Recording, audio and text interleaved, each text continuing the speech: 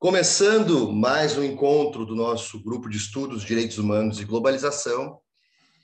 Então, no dia de hoje, só para contextualizar também, professor André, né, esse semestre eu bolei a nossa discussão por temas.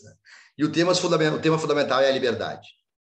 No primeiro momento, no primeiro movimento, nós discutimos até então a questão da liberdade, discursos de ódio e liberdade de expressão, analisando alguns textos e também depois de algumas exposições que eu fiz relacionadas a discursos de ódio, a questão do ódio como um afeto político, um afeto cultural, um afeto humano, né? E discutindo elementos ligados à judicialização, elementos ligados à tentativa do direito de conter discursos de ódio ao redor do globo. No segundo movimento, a gente passa a entrar no âmbito da liberdade e tecnologia. Então, nós teremos aqui, eu sempre tento trazer alguns convidados ao longo do semestre, e eu te convidei para falar sobre a tua obra, que eu já vou comentar um pouquinho sobre ela. Na semana que vem, nós teremos também a fala do professor Daniel Rodrigues, que eu falei para ele que tu falarias aqui no grupo, e ele ficou muito contente, disse que teu livro é excelente, que é teu fã e tudo mais. Então, ele vai trabalhar no âmbito mais da proteção ligada aos dados. E é isso que a nossa discussão nesse semestre. Então, formalizando o nosso início de encontro, professor André Perim, que é professor da Universidade Federal do Rio Grande do Sul, foi professor da PUC durante muitos anos e professor também da Unicinos, meu colega na PUC, lá que nós nos conhecemos, lá que nós viramos muito amigos. Inclusive, professor André é músico, a gente tem várias empreitadas juntos, né, musicais, várias empreitadas musicais juntos. E, então, o professor André, que é mestre e doutor em Direito pela Universidade Federal do Rio Grande do Sul e também pós-doutor em Filosofia pela PUC. E no seu trabalho de pós-doutorado em Filosofia, que ele lançou esta obra aqui, que ele vai comentar, O Livre-Arbítrio na Era do Big Data, que eu tive o imenso prazer de ler a obra e comentar com ele, tive um olhar privilegiado enquanto ele ainda escrevia, uma obra genial, que o professor André vem fazendo uma turnê online, falando bastante sobre ela. Então, aqui ele achou um espaço na sua agenda para estar aqui conosco também, comentando, conversando sobre esses elementos tão grandiosos que ele traz essa obra, que envolve uma discussão que vai ter uma recaída no direito, mas tem todo um embasamento histórico-filosófico para trabalhar sobre essa temática de forma séria, de forma bastante densa. Então, a palavra é toda tua, meu querido. Fique à vontade. Muito obrigado pela introdução, gentil, graças à amizade. O Guga é um irmão, meu amigo do peito, que foi, ao longo dos anos, aí, se aproximando cada vez mais, e hoje a gente se encontra em todos os caminhos, né, Guga? Na música, na filosofia, no direito. Então, para mim é uma honra estar aqui hoje. Agradeço muito o convite e estou muito feliz de poder conversar com vocês um pouco sobre essa minha última pesquisa, que teve a participação, inclusive, do professor Gustavo Pereira. Eu, enquanto escrevia, trocava muitas ideias com ele, muitas dicas. Então, esse é um trabalho que foi feito por muito tempo e sempre trocando ideias para que ele tivesse uma cara um pouco diferente daqueles manuais jurídicos, né? Aqueles textos que até eu estava acostumado já a escrever, né? A gente, ao longo dos anos, fazendo mestrado, doutorado, depois eu cheguei a fazer pós-doc, tudo na área do direito, a gente acaba pegando um pouco esse perfil, né, tanto da escrita quanto da abordagem mais técnica. E eu sempre gostei muito de filosofia, sempre curti ouvir o Guga falar, ouvir grandes amigos aí que têm um conhecimento aprofundado. E eu lia muito mais de curioso. E resolvi, então, dar um contorno mais profissional para ele, para o estudo, né, da filosofia, e acabou resultando nesse livro. E eu gosto muito, sou muito orgulhoso do resultado, porque ele faz algo que eu quis fazer e que eu gosto que outros autores façam e que eu sugiro que vocês façam nas suas pesquisas, que é não se ater só aquelas questões técnico-jurídicas.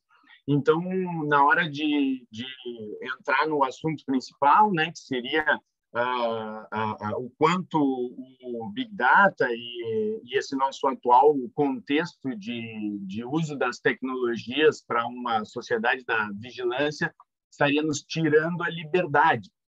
Mas, mais do que isso, é necessário fazer uma reflexão prévia sobre os principais conceitos que nós usamos para deliberar sobre essa perda de liberdade em razão de tantas ferramentas utilizadas por essas técnicas, tanto no mercado quanto a gente percebe bastante também hoje já na política, etc. Então, como forma de manipulação. E entre esses conceitos elementares está exatamente a liberdade, né? O que é ser livre para dizer que a gente está deixando de ser ou sendo menos, né?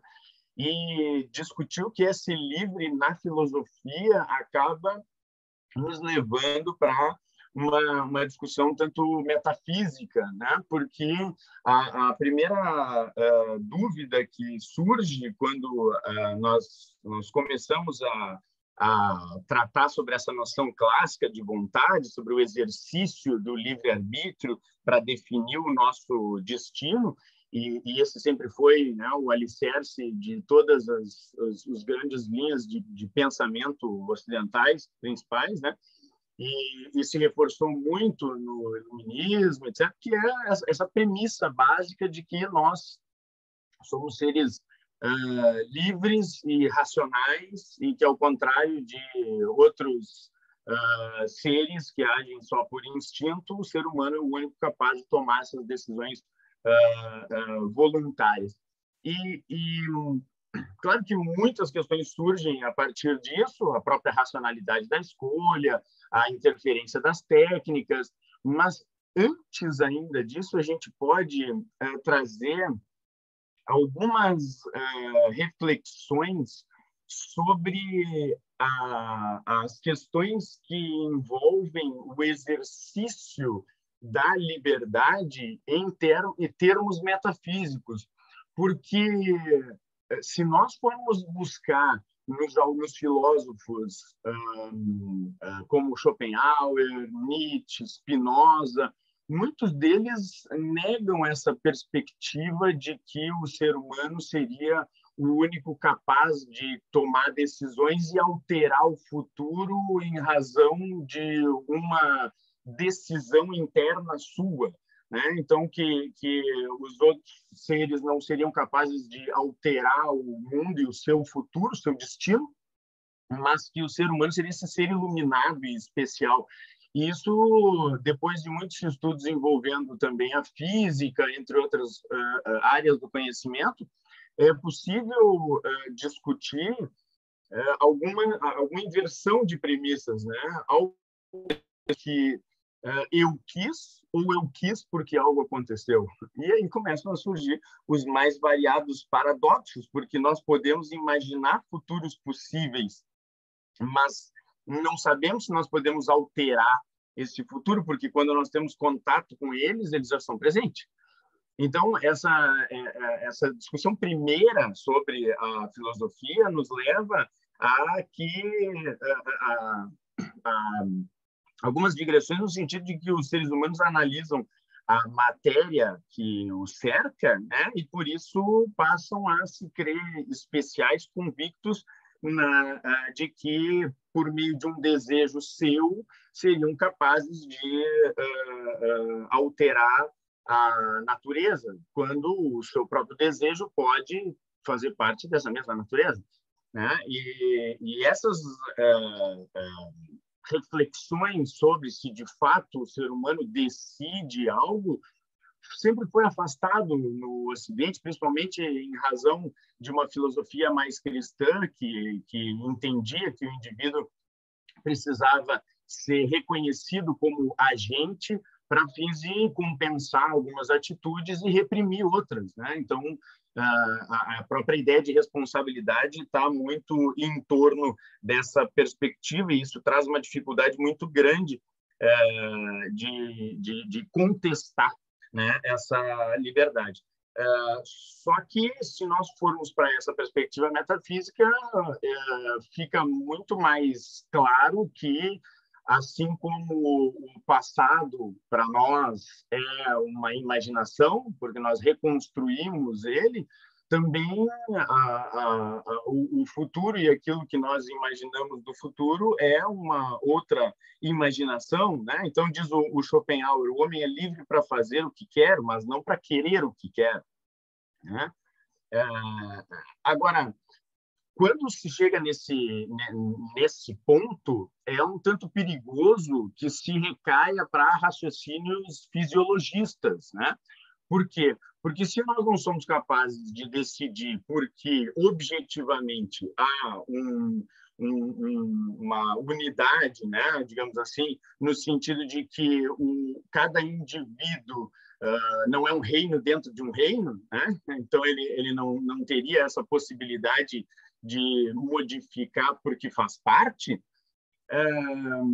não nos impede de reconhecer a liberdade e o próprio livre-arbítrio como um axioma, ou seja, como um valor. Então, no momento em que eu não sei exatamente o que vai acontecer no futuro, essa subjetividade do mundo, porque o mundo inteiro se torna subjetivo no momento em que eu o reconheço como tal, né? Isso é uma premissa existencialista e que faz todo sentido. Nós não temos como ter contato com um mundo objetivo, esse determinado, né? Essa verdade absoluta e una. E o que nós temos contato é a nossa certeza, né? A nossa verdade subjetiva, que os nossos sentidos conseguem captar. E a própria temporalidade faz parte disso. Então, a temporalidade intrínseca a esse ser subjetivo faz com que, por mais que ele, por raciocínio, saiba o que vai acontecer, ele não tem como ter a certeza absoluta, né? É o Schrödinger, lá, é o princípio da incerteza do Heisenberg. Ele pode olhar um carro vindo na sua direção e imaginar possíveis futuros no sentido do que pode acontecer se ele se jogar na frente do carro, se ele esperar o carro passar e depois atravessar a rua. Agora, um cachorro também faz isso, né? Então, não necessariamente isso indica que nós estamos alterando o futuro, mas sim que nós aprendemos com o passado, reconhecemos, né, determinadas reações, e aquelas que são reconhecidas são utilizadas para um cálculo de previsão do futuro. Né? Assim que eu quico uma bola, eu sei qual é o peso dela, eu sei qual é a força que eu preciso imprimir, eu sei qual é o rebote que ela traz, e assim eu consigo, em movimentos repetitivos, fazendo aquilo que o meu cérebro lembra, manipular a bola. Eu estou manipulando ela. Quando eu tenho amplos conhecimentos sobre algo, eu consigo manipular na medida em que aquele objeto ou aquele ser, né, que tem menos conhecimento, sabe menos daquelas reações que provavelmente ocorrerão, vai ter muito mais dificuldade de se manter livre, porque ele vai estar, assim como a bola, o outro ser vai estar à mercê daquele que já tem os conhecimentos e sabe o que vai acontecer para poder fazer uma leitura e imaginar o que vai acontecer, né? Então, o valor liberdade existe, por mais que ele não seja reconhecido objetivamente e na natureza. Então, assim como justiça, assim como crédito, assim como direitos humanos, são expressões que todos nós sabemos muito bem o que quer dizer. Ser livre, né? A gente vai construir o que é a ideia de ser livre. Portanto, a liberdade é a consciência do limite. Então, mesmo que não se possa afirmar que se tem esse livre-arbítrio, uma vez que nós não temos como ir para o futuro, né, sem que o futuro seja o presente para nós, né? Mesmo que não se possa, então, chegar a a essa conclusão, ser um axioma, um conceito abstrato, não torna o livre-arbítrio ilusório, pelo contrário, né? Ele passa a compor a verdade subjetiva, que é a única atingível, e vira um conceito reconhecido por todos nós. Então, essa temporalidade cronológica intrínseca do ser faz com que os efeitos se revelem e, enquanto desconhecidos, o ser é livre, né? Na medida em que,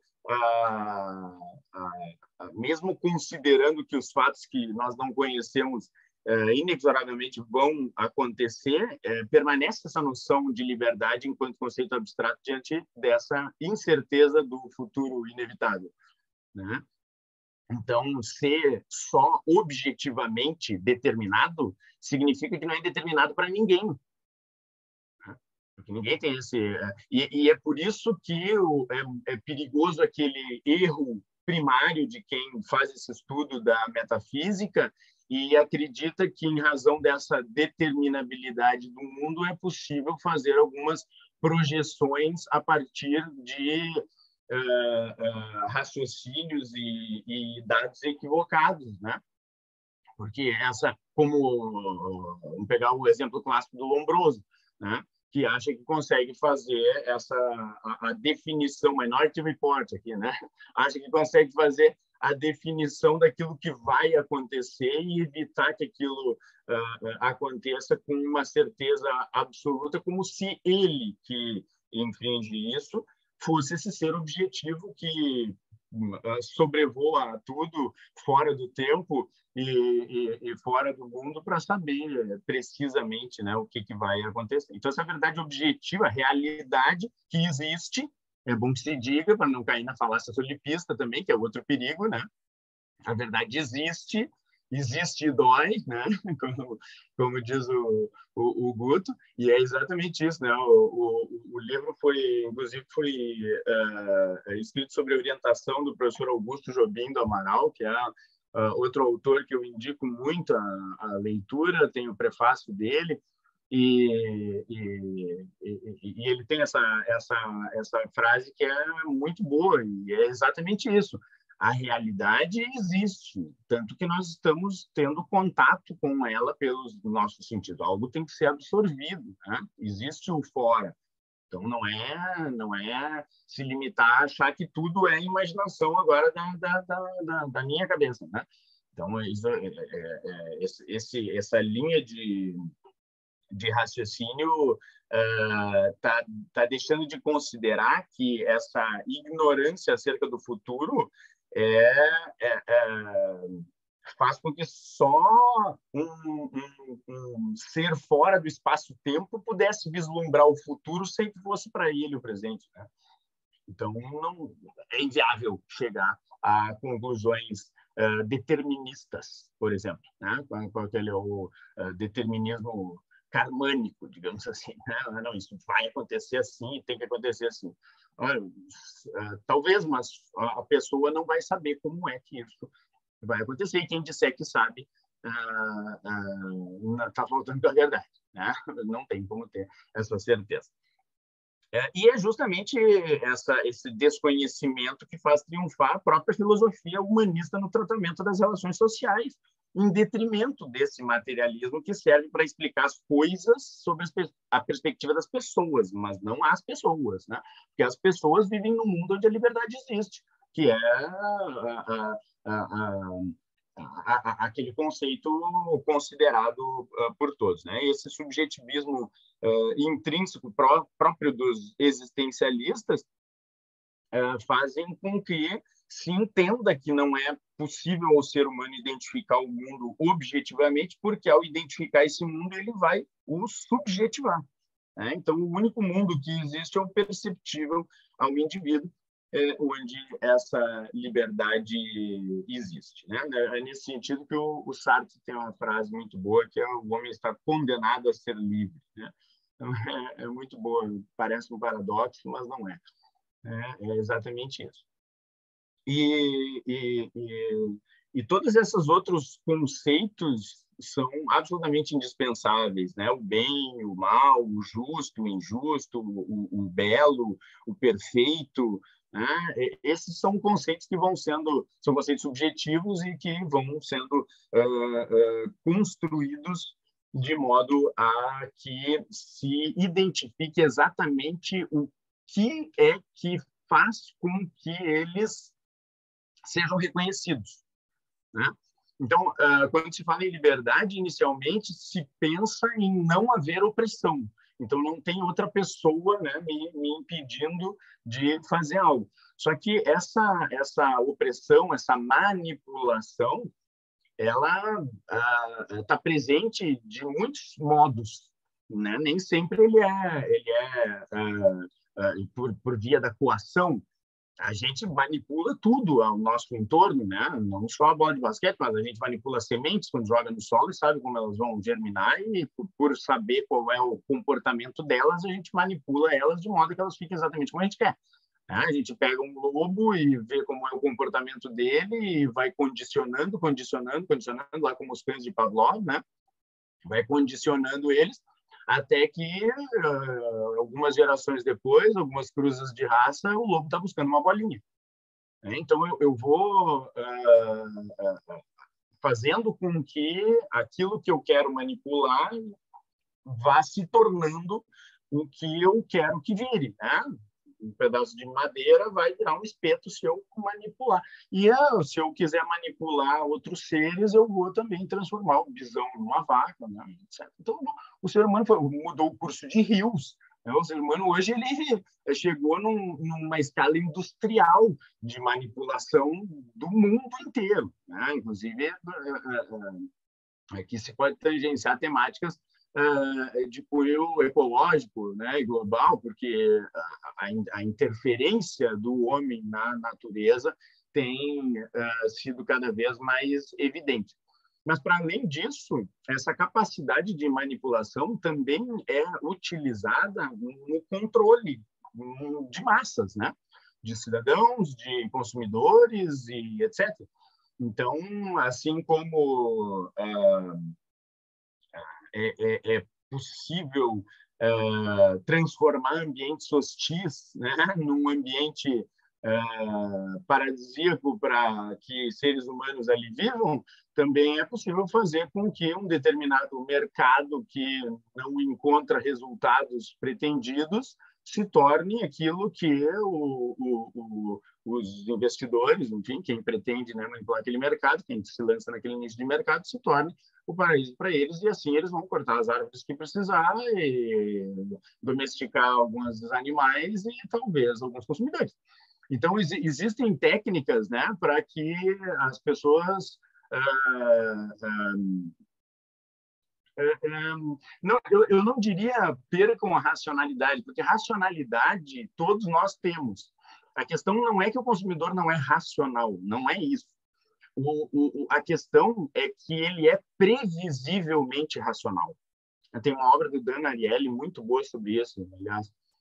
O consumidor ele se comporta de uma forma muito próxima ao rebanho ou à plantação, né? Se sabe mais ou menos, dependendo do número de informações que eu tiver sobre ele, para poder saber se eu tenho que irrigar mais, se eu tenho que, né,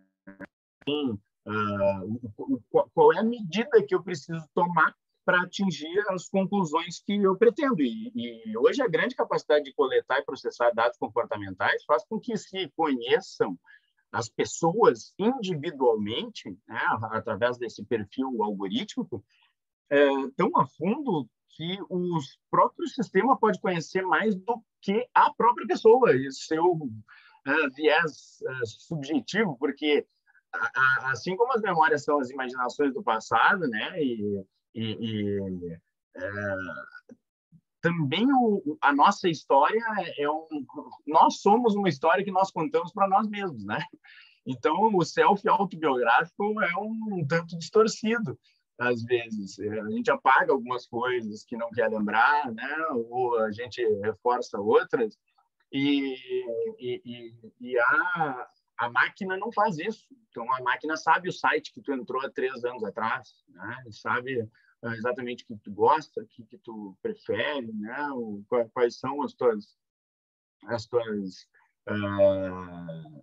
teus medos, né? Os teus anseios, as músicas que tu ouve, a comida que tu pediu, dependendo do aplicativo que usa, se tem um relógio, sabe até o batimento cardíaco, quando aumenta mais, quando aumenta menos, né? Quando está correndo, quando não está, a glicose que ingeriu. Esses dados que a gente fornece livremente na rede, imaginando que eles estão nos ajudando, né? De alguma forma, na verdade, são mercadoria. E essa mercadoria toda é vendida depois para que não só se direcione publicidade, porque como essa é a face mais visível, né? Quando a gente faz a busca lá de uma massa bolonhesa no Google, no outro dia o Facebook é só viagem gastronômica à Itália, né? Hoje não é mais só para isso, tanto é que isso é visível e a gente sequer se importa, né? O propósito é, na verdade, o chamado capitalismo de vigilância, né? Que é um controle total das massas, na medida em que eu não preciso impor o controle à força, né? Porque o verdadeiro poder, né? Isso eu aprendi com o professor Gustavo nas obras de psicopolítica, né? O verdadeiro poder, ele é invisível. Ele não, no momento em que ele usa da violência é porque ele está fraco, é porque ele teve que recorrer à última possibilidade de controle dessa massa, né? Se hoje as pessoas estão, né, a tecnologia faz servos felizes, porque as pessoas já não se rebelam, impõem algum tipo de dificuldade maior para quem pretende controlar essa lavoura de consumidores aí. Então, a tecnologia permite que se imprima esse controle não de maneira bruta, mas de maneira sorrateira, né, silenciosa, sem que esse obediente se reconheça como tal. E a tecnologia permite, então, tanto ao mercado quanto ao Estado, né, ponto que eu deixo mais para o professor Gustavo, que tem mais conhecimentos. Eu acabo ficando na minha área de consumidor, de privado, mas tem belíssimos estudos também agora, né, discutindo a questão da interferência nas eleições, o quanto se enfraquece a democracia, porque quando a gente fala sobre liberdade, a gente está falando de todas as liberdades, né? E isso acaba implicando uma perda de liberdade em absolutamente todas as esferas. E mesmo o próprio, digamos, controlado, e não tem como fugir disso, né? Porque mesmo nós aqui sabendo disso, escrevendo livros sobre isso, mesmo assim a gente continua controlado. Eu estou me incluindo entre os controlados. Tá? Não tem meio de não vou falar baixo perto do celular. Não tem, porque a gente sequer sabe quais são os meios que são utilizados para a obtenção desses dados. Então, esquece. As Big Tech vão ter os dados e nós, enquanto controlados, no máximo, temos a possibilidade de enxergar as cordas aí, né, da marionete. Agora, quando a gente enxerga as cordas, a gente começa também a perceber o quanto existem outras técnicas para que esse poder se mantenha pacífico e silencioso, né? Que são a própria cultura do self-made man, a lógica do seja chefe de você mesmo, né? E assim as pessoas vão perdendo direitos sociais, a uberização do trabalho. Isso também é perda de liberdade. Isso também é um meio de forjar uma autodeterminação transmitida por esse culto, né, ao sujeito que veio de baixo, com muito esforço, empreendeu, fez fortuna, e se mantém muita gente nessa ideia de que o sistema é justo e que já, né, cada um vence por seus méritos lá e que é assim que tem que ser. É o fim da história, né? É o fim da história, já está tudo ótimo como está, e isso já vai minando a própria capacidade de resistência, né? Porque essa instância de domínio violenta ter se tornado um modelo de incentivo à produtividade que gera uma sociedade do cansaço, como diz o Han, nada mais é do que uma troca de técnica, né? Porque o funcionário feliz, de repente, rende mais até. Então, daqui a pouco até um jeito diferente de regar. Nem é propriamente para... É mais para evitar custo com revolta depois. Então, tudo pode ser pensado e não necessariamente uma evolução, digamos assim, né? Um progresso no sentido de que hoje a gente vive com uma plena liberdade para empreender, prosperar, e que essa liberdade de consumir são os fetiches, né, desse modelo cultural que classifica as pessoas julgando as suas escolhas com base nas consequências visíveis, né, sem ter absolutamente nenhuma ideia da história de vida individual, né? O jeito, a diferença lá do Rousseau, né? Cada um com a sua própria história. E boa parte, inclusive, chega a considerar que aqueles que não ascenderam nesse modelo são um incômodo, né? Porque esses consumidores falhos, né? Como diz o Bauman, os são porque são incapazes de contribuir com essa sociedade, são por culpa própria, então devem enfrentar os martírios do superendividamento, né? E quando se vende a ideia de que são capazes, de que podem, por seus próprios punhos, né, crescer, se oferece o crédito ainda, né? Que é justamente mais um meio de manipulação com taxas de juros altíssimas.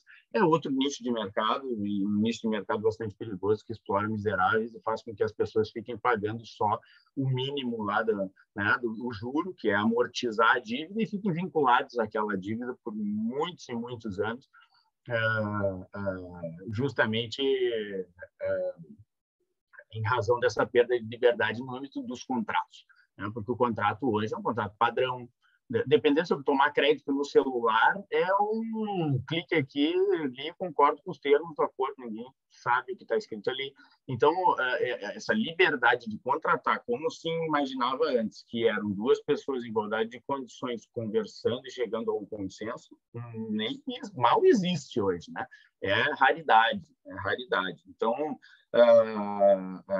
hoje o foco é vender de maneira massificada e mantendo-se um controle dessa sociedade movida por fetiches de consumo, né? Então, assim como transformou e manipulou a natureza, né, de tantos outros meios, o homem também controla o meio para obter aquilo que almeja hoje, e hoje o foco é vender, né? Inclusive vender projetos de governo, porque a própria democracia está se assemelhando muito, né, a um mercado, se vende o serviço, né? Tudo vai se pasteurizando para que fique próximo dessa ideia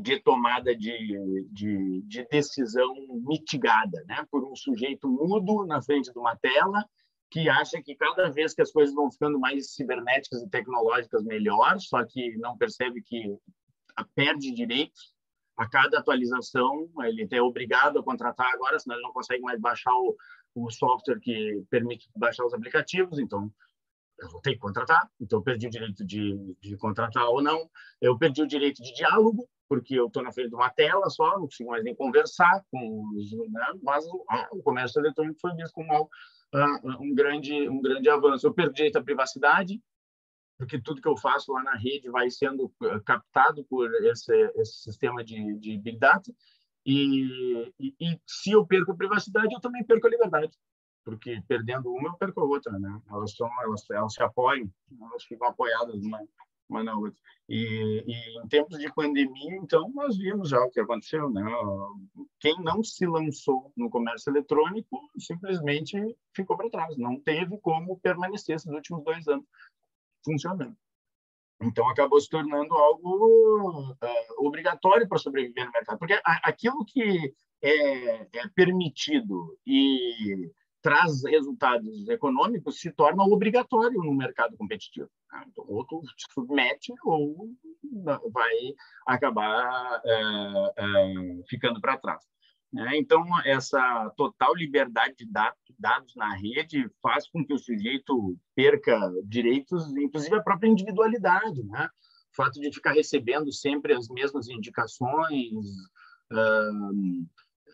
a pasteurização, né? O sujeito não é visto como ele só, ele é visto como um grupo, ele está sempre dentro de algum grupo, os que gostam de massa bolonhesa, os que assistiram o filme tal no Netflix, né? Então, são sempre grupos, né?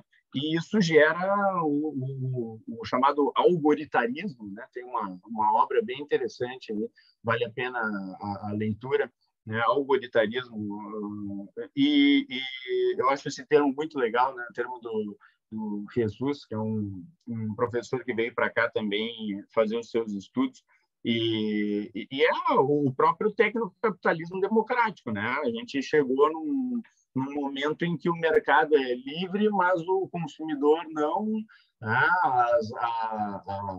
A sociedade, em tese, é livre, é democrática, mas a escolha do presidente ou dos vereadores, deputados, etc., sofre uma interferência enorme da tecnologia.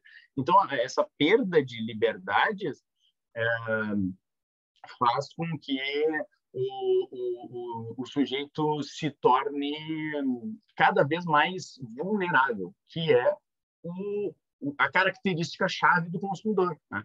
O que define um consumidor é ser vulnerável. Se ele não é vulnerável, ele não é consumidor, né? O consumidor é vulnerável por definição. Então, eu não posso, num processo, dizer, não, esse consumidor ele é consumidor, mas neste caso ele não era tão vulnerável. Não, se ele já está ali como consumidor, na lei, então ele é vulnerável, né? Por mais especialista na área ou que trabalhe com isso, etc., né? O fato de ser consumidor o torna vulnerável. E essa condição do consumidor eletrônico faz com que ele se torne infinitamente mais vulnerável, né? Então, para concluir aqui a minha fala, já falei demais, mas a ideia é que a liberdade não é propriamente um mito, assim, no sentido de não existir, né? Ela existe para quem se considera autônomo diante da incerteza e como um axioma que representa a ordenação espontânea, voluntária, livre de fatores externos, no que for possível, mas a questão central aqui, que é o que eu acho que deve ser a nossa preocupação, é que o seu exercício é cada vez mais desigual na sociedade tecnológica. Então, o que está, de fato, fazendo com que nós estejamos perdendo a nossa liberdade sem sequer perceber isso é justamente o fato de que nós estamos vivendo um período de total assimetria informacional. Porque, por mais que se pense, não, mas o consumidor também tem acesso a todos os dados na rede, mas ele não tem o sistema de processamento desses dados para chegar às conclusões suficientes que o auxiliem nessa disputa contratual, nessa eleição, etc., etc. Justamente porque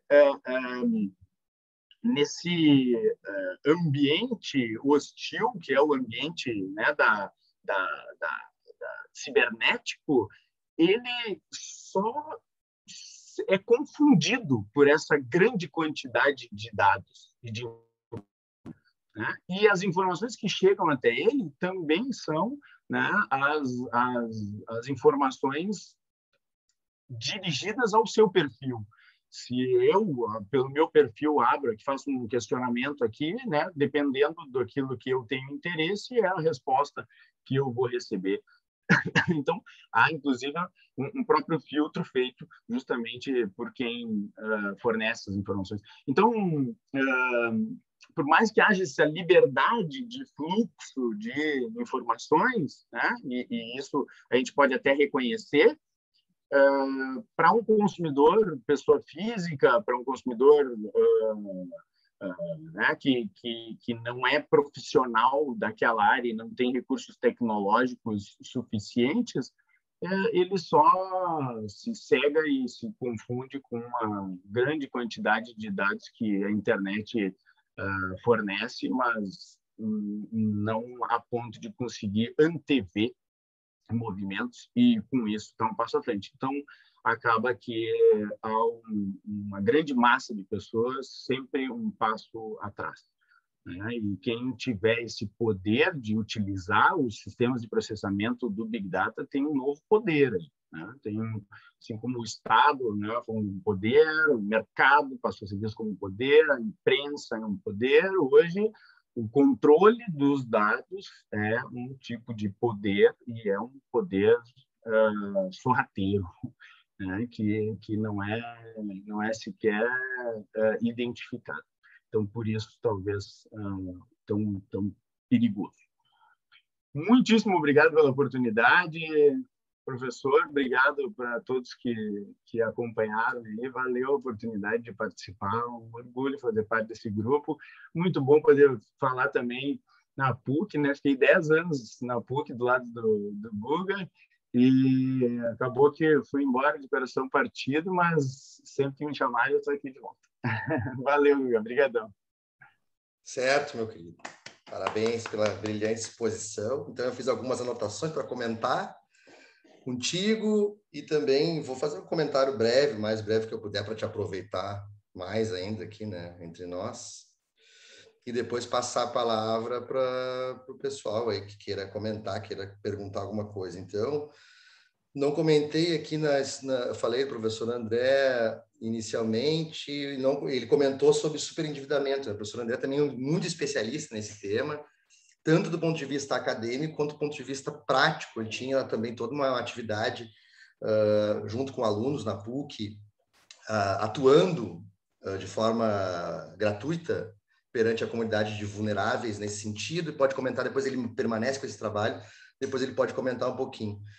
Então, dos comentários que eu anotei para falar, que vocês perceberam bem pela fala do professor André, né? Então, essa obra dele, que é uma obra que eu recomendo muito, exatamente porque vocês viram o cuidado que o André tem para falar sobre esse tema tão espinhoso que é a liberdade, no sentido de não se colocar numa zona intervalar e crítica, de não cair naquela dimensão, de nós pensarmos a liberdade do sujeito, primeiro como o ser humano como um detentor da ideia de liberdade, que ele comentou no início lá sobre a questão dos animais, etc., em que pese nós saibamos a diferença, evidentemente, dos animais para os seres humanos em termos de racionalidade, mas no sentido de não atribuirmos um grau completo e total da liberdade de decisão aos seres humanos, e nem cair numa zona ao contrário, seria totalmente oposto, de dizer que o ser humano não detém nenhuma dimensão mínima de liberdade capaz de ter algum tipo mínimo de autonomia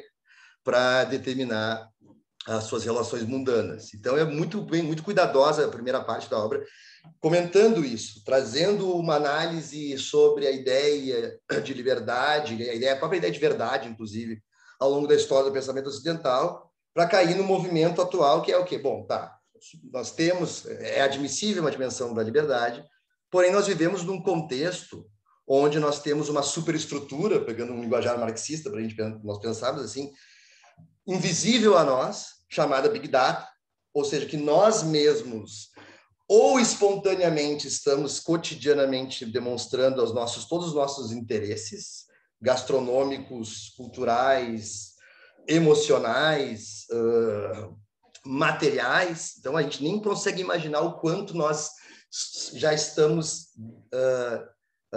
dimensionados perante essa grande tecnologia chamada Big Data. Num sentido, inclusive, que ele comentou sobre o quanto essas informações elas acabam permitindo também uma coachinização da vida, né? Ela acaba tornando essas ferramentas, inclusive, para nós tornarmos reféns, por um lado, da dimensão do consumo e também, por um lado, da dimensão de discursos que vão colocando na dimensão humana essa ideia de completa necessário reconhecimento de suprema autonomia sobre a própria vida, que vai nos deslocando da política, que é o meu ponto que o André comentou, né? A minha discussão sobre Big Data, ela transita mais pela dimensão das relações políticas, essa ideia de democracia do consumo que ele comentou e também está presente na obra dele.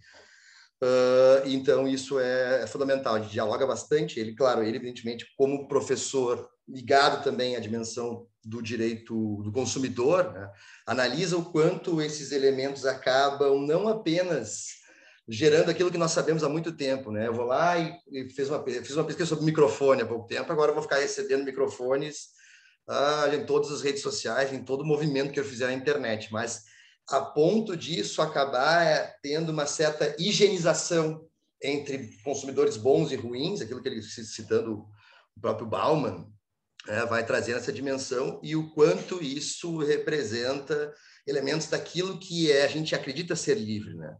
E o que ele colocou muito bem no início, que eu comento aqui também, é essa ideia de que se dar conta disso, perceber esses elementos não significa dizer uma superioridade em relação aos demais, como se nós estivéssemos deslocados do eixo, né? Como se nós não fôssemos seres do mundo, naquela dimensão do Heidegger, né? Então, perceber que nós estamos circunscritos nesses elementos não significa dizer que nós temos uma dimensão de especialidade. Eu sou a pessoa que estou totalmente alheia a isso. Mas sim como um primeiro passo para aquela metáfora que ele usou, identificar as cordas para isso facilitar algum elemento de desenlace, que nós consigamos aí, em alguma medida, nos desamarrarmos. Ter a consciência da dimensão de quanto estamos amarrados faz parte de um primeiro passo. Aquela metáfora que eu gosto muito do Ernildo Stein, né? Nós, como se nós estivéssemos tentando derrubar um prédio com um garfo, né? Mas cada vez mais esses garfos podem se unir. Não seria um discurso de descrença identificar isso, mas não, é uma filosofia do porvir, né? O pensamento do professor André. É um pensamento que oferece estruturas para a gente conseguir não só pensar sobre isso, mas estabelecer elementos plurais, elementos em conjunto que possam estabelecer ranhuras em relação a isso. Eu comentaria, André, eu vou fazer um comentário, depois dessa minha observação, eu vou falar, vou pedir para te comentar uma coisinha em seguida, para a gente aproveitar um pouquinho mais aqui, tá?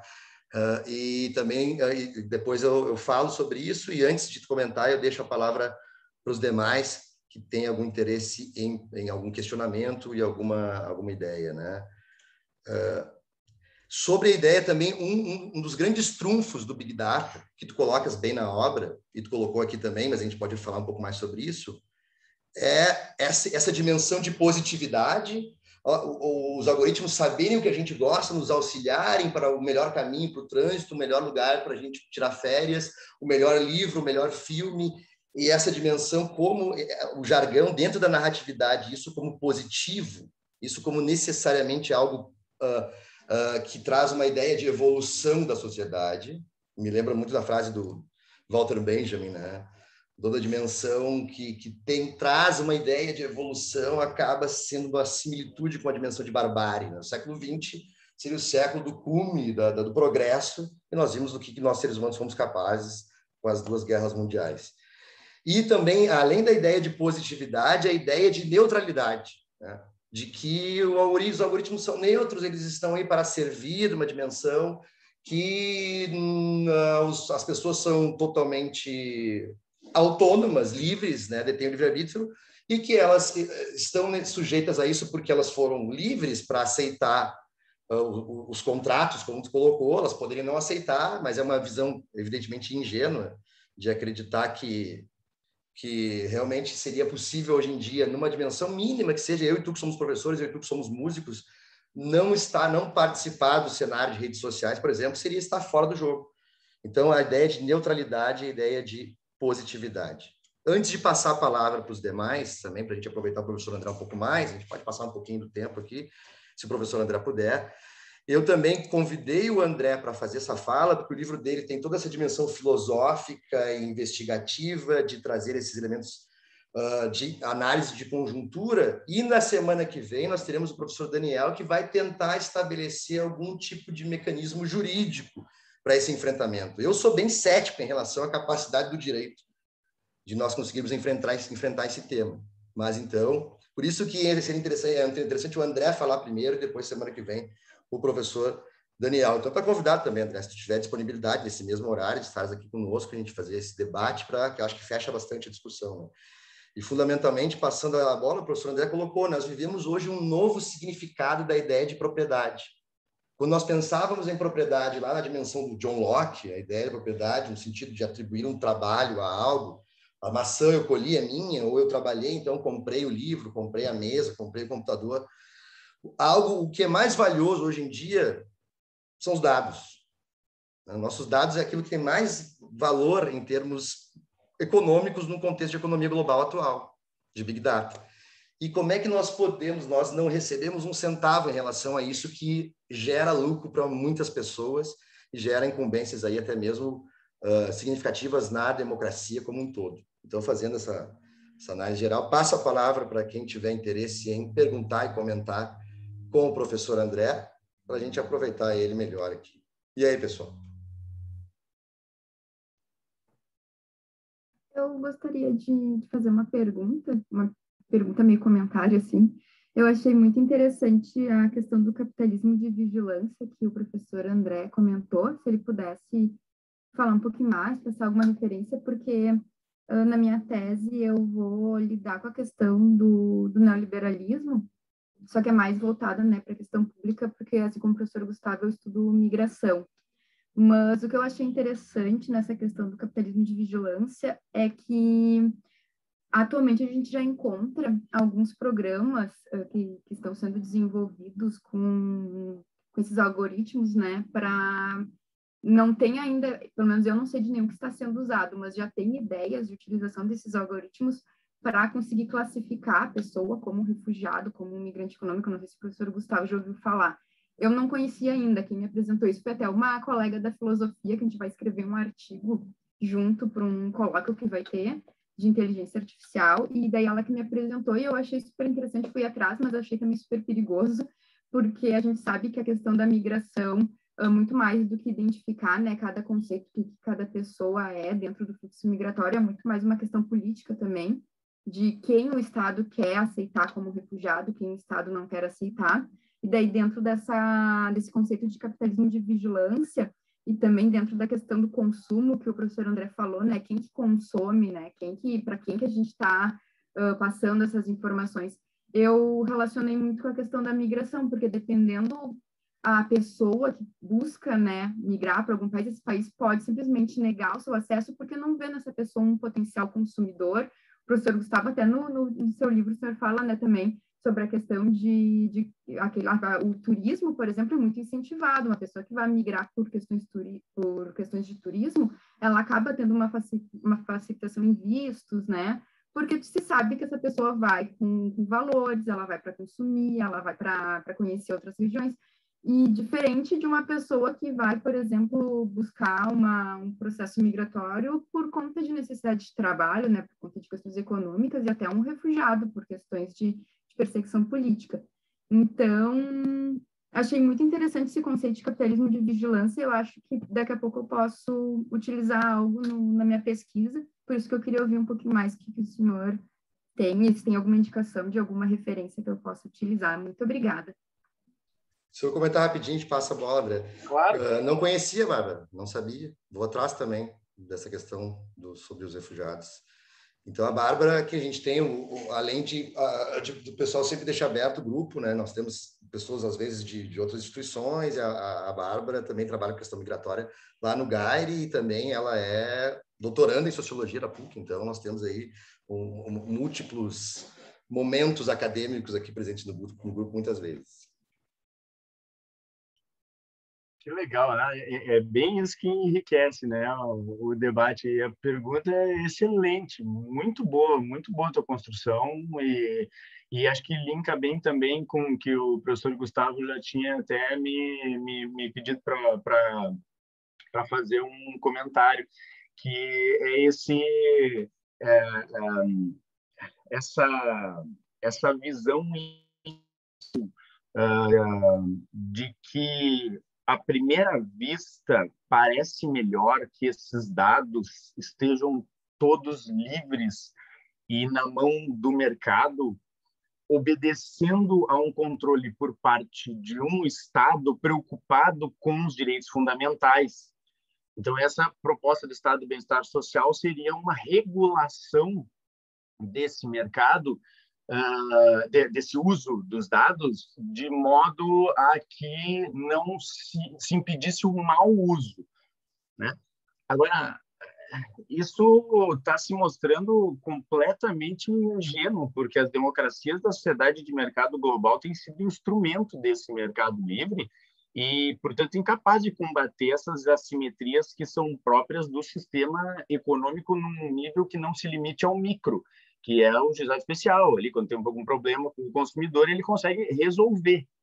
Agora, desde que não se torne um entrave ao funcionamento do sistema financeiro como um todo, né? Então, a questão da proteção de dados é fundamental. O professor Daniel vem aí tratar de uma peneira importantíssima, porque tem muita gente no poder público preocupada com o mau uso dos dados e capaz de encontrar ferramentas para criar um filtro.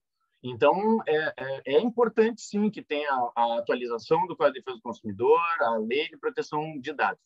Agora, o que eu tenho dito, e inclusive tenho participado de eventos com bastante gente entusiasta dessa área, e acabo ficando com o papel de dar a fazer não culpem o mensageiro, né?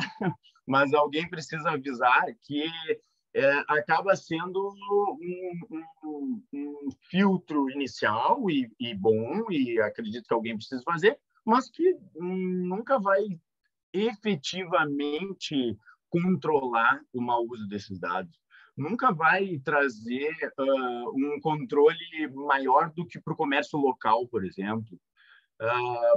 Porque o que acontece é que, enquanto o Congresso está debatendo o conteúdo das leis, o mercado já mudou 10 vezes. Os engenheiros da computação estão assistindo lá a TV Senado e vendo o que eles vão fazer agora.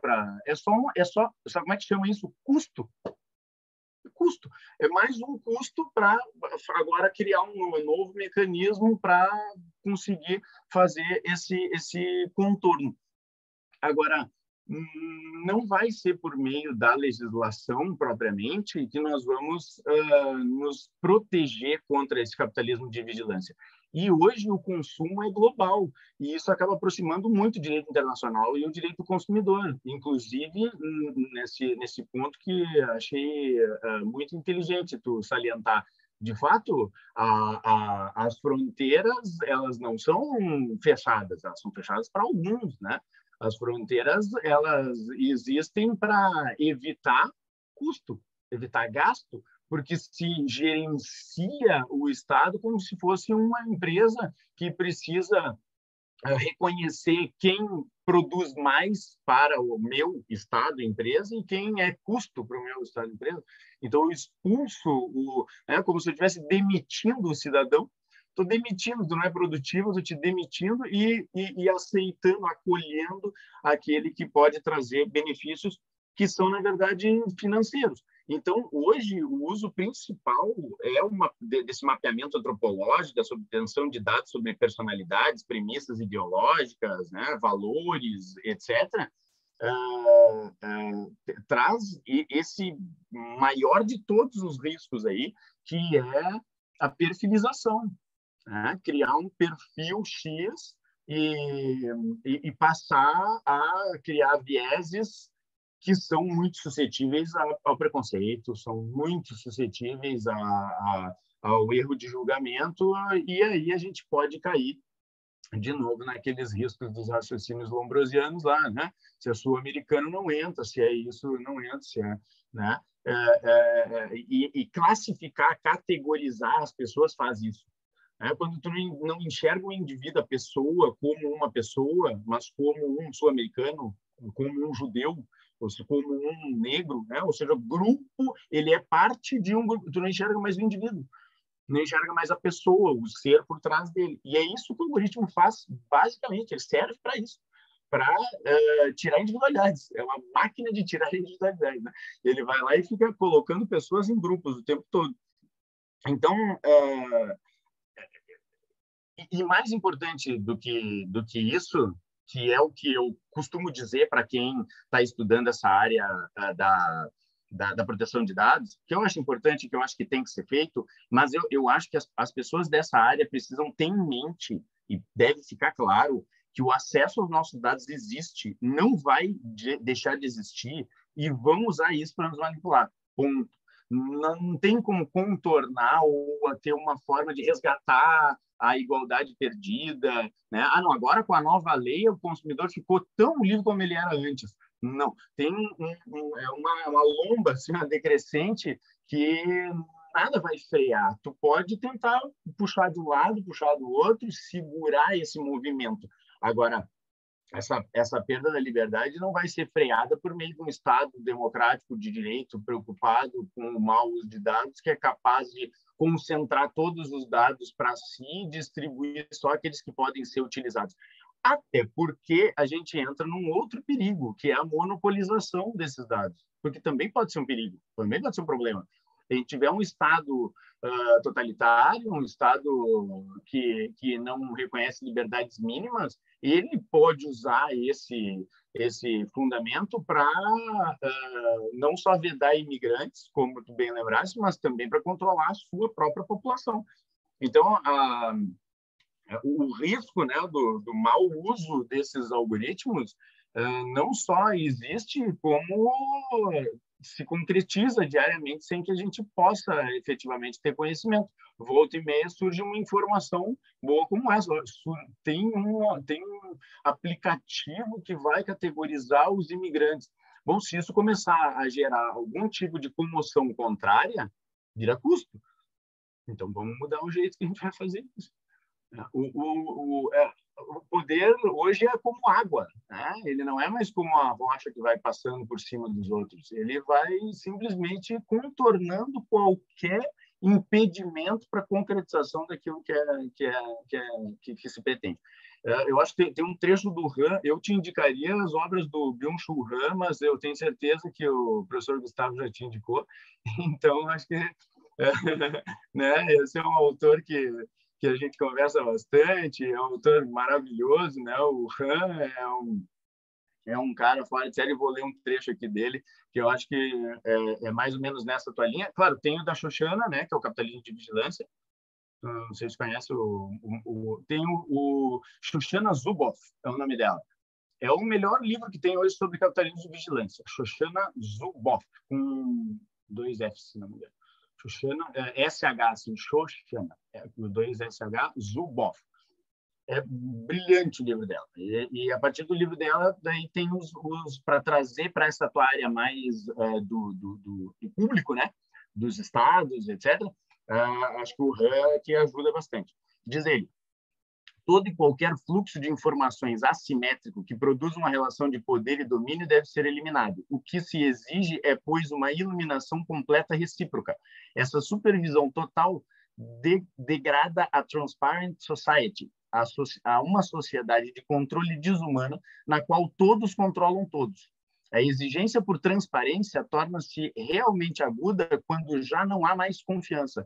E na sociedade pautada na confiança, não surge qualquer exigência premente por transparência.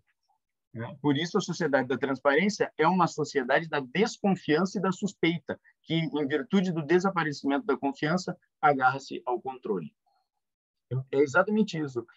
O que se imaginava, né, desde a República de Weimar, lá nesse estado bom, capaz de controlar os mercados, etc., era justamente uma sociedade que confiasse uns nos outros, confiasse no poder público, confiasse que os seus dados não seriam mal utilizados, né, confiasse no sistema. Só que, na verdade, não se estimula essa confiança. né? Isso é do ser humano, né? Se eu tiver um vizinho e o vizinho começar a me agredir, me tocar bomba ou algo assim, eu fico com medo, eu fico desconfiado. E isso gera o quê? A tentativa de controle. Eu fecho inteiro, tranco porta, porque eu quero me proteger de um risco futuro, né? De novo, é aquela questão da liberdade. Eu estou tentando, né, imaginar como serão os possíveis futuros e me protegendo. Quando eu tenho confiança, eu tenho um ambiente propício para essa liberdade, né, de mercado. Só que o que está acontecendo é que a Transparent Society, né, essa sociedade da transparência, que o Byung-Chul Han trata muito bem, está, na verdade, substituindo essa confiança pela transparência, porque todo mundo coloca na rede absolutamente tudo que faz, né? E se não colocar, por que estranho? Que estranho. Por que não tá? Por que não pode dizer? Se todo mundo tem, né, aberto, por que não é aberto? E aí se cria um ambiente de desconfiança, um ambiente da ideia de que o imigrante vem para roubar emprego, vem para destruir o sistema organizado que foi ali criado, né? Então é o medo líquido do Bauman lá que vai fazendo com que toda evolução tecnológica seja direcionada para a construção de ferramentas de segurança e controle. É como se todo o mercado tivesse investindo dinheiro em portão, um cachorro e, né, sistema de segurança e câmera.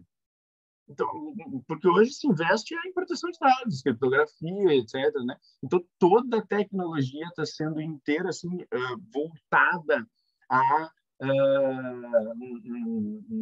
segurança, a proteção contra o outro, e esse é um risco enorme que eu fico feliz que tu tenha uma pesquisa nesse sentido, vamos na área de sociologia ainda, vou querer ler.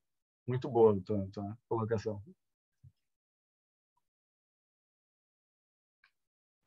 Isso aí, meu querido.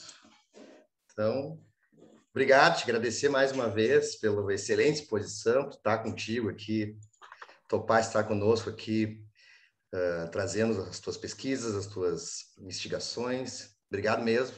E eu que agradeço. Obrigado a todos por acompanharem. Parabéns aí pelo grupo, sempre um sucesso. Há muito tempo que é um sucesso.